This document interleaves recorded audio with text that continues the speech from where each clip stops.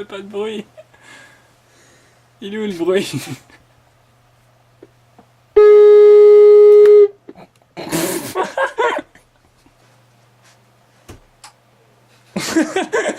Gros retard. Qu'est-ce que c'est que ça? Qui est-ce que c'est encore ça?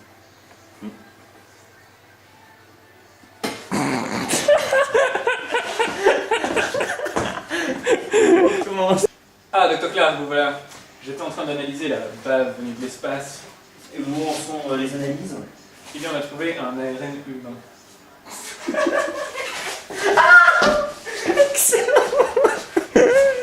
Ah, Dr. Clark, vous voilà. Je suis en train d'analyser les... les baves. J'ai oublié le mot. Ah, Dr. Clark, vous voilà. Je suis en train d'analyser la bave venue de l'espace. Laissez-moi deviner. Sa structure moléculaire est en totale incompatibilité avec tout ce qui existe sur cette planète. Comment vous devinez ça?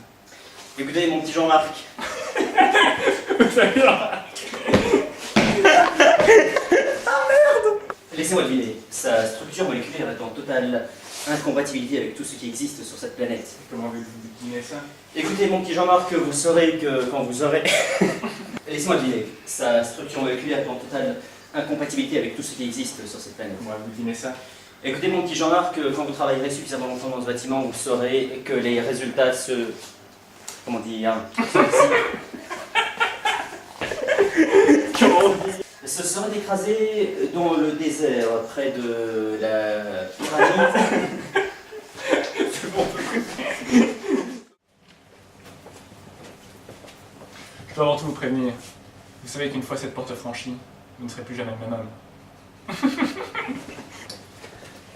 Vous savez, Dr. Clark, une fois cette porte franchie, vous ne serez plus jamais le même homme.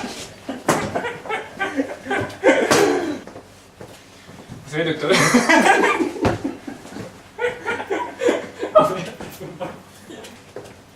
Vous savez, Dr. Clark, une fois cette porte franchie, vous ne serez plus jamais le même homme. Vous savez, Dr. Clark, une fois cette porte franchie... Merde. Vous savez, Dr. Clark, une fois cette porte franchie, vous ne serez plus jamais...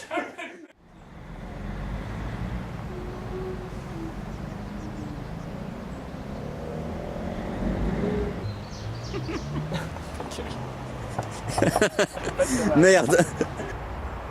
Comme de l'herbe. Vous voyez le lieutenant Mac... le commissaire, ça sera mieux. Vous voyez, commissaire Mackenzie, il y a des traces de... Ta gueule, Sophie. Vous voyez, commissaire Mackenzie, il y a des traces de lutte. Dans ses cheveux, il y a comme de la verdure du gazon, ce qui est similaire aux traces de lutte. Comment quand on des cadavres. Elle s'est sûrement débattue. Regardez, il y a des traces de gazon et il y a, regardez, les traces de paille ici. Ça sent la lutte. Le sang vient de la maxillaire abdominale. Voici la scène du meurtre. Non, pas la scène du meurtre.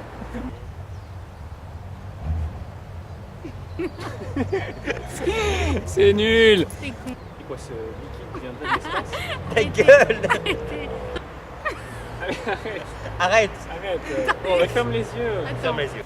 Alors, je vous explique un peu le topo. Le sang, bien sûr, est très commun. Le sang, bon, bah...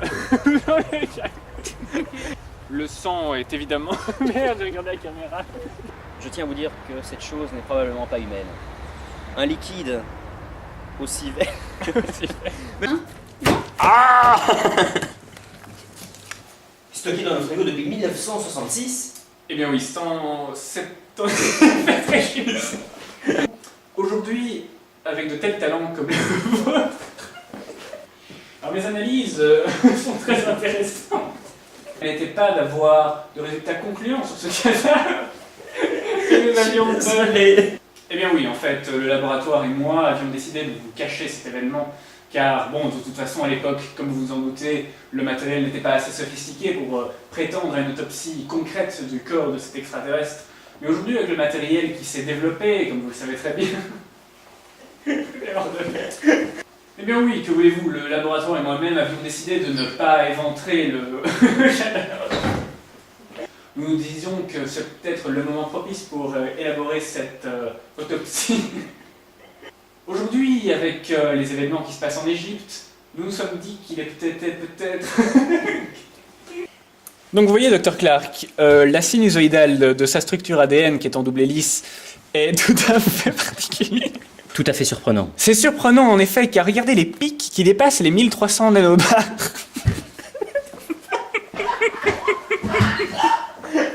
Donc voilà, Dr Clark, voici la séquence ADN, le séquençage, qui est très surprenant car il est très proche de la structure humaine, comme vous pouvez le remarquer. On regarde... À ceci près que les pics... S'agira-t-il de la même espèce que celle que nous disposons? Oh, comment c'était nul. Oh non! Oh non, elle était... Mais dites-moi, Jean-Marc, comment êtes-vous à ce point au courant des événements qui se sont produits en Égypte? Eh bien, Jean-Marc, non. T'es vraiment... Mais dites-moi, Jean-Marc, s'agira-t-il de la même espèce que celle que nous disposons? Celle dont nous disposons, vous voulez dire. Celle que nous disposons, c'est pas du français. Par ailleurs, nous avons mis cette souris de laboratoire en contamination. Oui, bien sûr, ça pourrait très bien être de la même espèce, du moins nous espérons qu'il s'agisse de la même espèce, ça pourrait nous... Cependant, nous avons toutefois pratiqué autre chose. Et figurez-vous que son comportement est tout à fait bizarroïde. Très bizarre. Il est comme qui dirait, elle est comme qui dirait, parce que c'est une femme... elle est devenue comme une femme, figurez-vous, genre... C'est une vraie petite salope. Regardez, elle monte. N'est-elle pas un peu agressive? Elle est très agressive parce que regardez, si je fais mon doigt, ce qui va se passer. D'autant plus que nous avons effectué une expérience assez saugrenue sur cette petite souris. Nous l'avons curieusement été... Figurez-vous que nous l'avons mis en contact avec la bave venue de l'espace et devinez quoi? Son comportement a changé. Elle s'évade. C'est-à-dire qu'elle est assez excitée tout le temps. D'autant plus que son comportement est bizarre. Regardez, avant nous lui avons mis du papier toilette normal. Et là, elle a fait des trous dedans. L'espace, si vous voulez, le petit capuchon qui est ici, faisait partie de l'expérience. Regardez d'ailleurs comment il... Et son comportement a curieusement changé. Regardez ça. Oups. Allez, merde.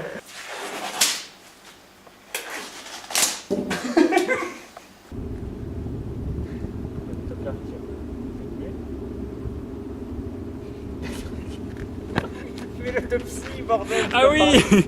Et cette autopsie, qu'est-ce que ça a donné? C'est ton autopsie qu'on célèbre ce soir. Qu'est-ce que vous voulez dire? Votre humour est décidément bien bizarre.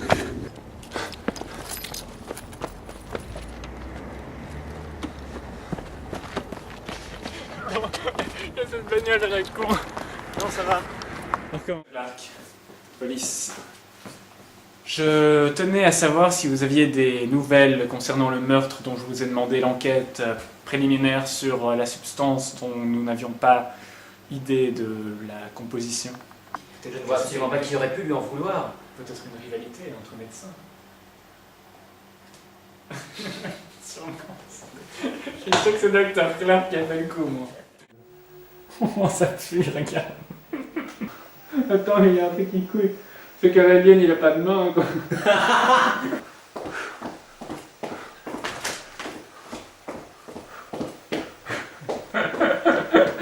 Ah, Jean-Marc! Jean-Marc! Dr Clark, comment allez-vous? Très bien, Qu'est-ce que vous faites ici? Écoutez, je sirote un petit... Un petit peu. Eh bien, mon petit Jean-Marc, que faites-vous aujourd'hui? Par une si belle journée sur le campus de notre Merveilleuse université. Eh bien, écoutez, j'ai fini mes expériences sur mes souris, là. J'ai plus en main. Je vous dis ça. Alors, mon petit Jean-Marc, que faites-vous aujourd'hui par une si belle journée sur le campus de notre modeste institut? Eh bien, je fais des choses. Tiens, vous avez entendu parler de cette affreuse histoire d'une passante qui se fait assassiner dans le bois, non?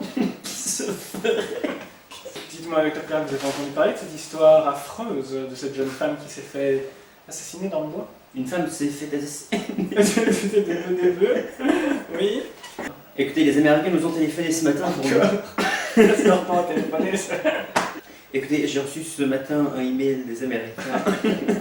En fait, ce qui se passe, c'est que vous connaissez la séquence d'ADN ATGC.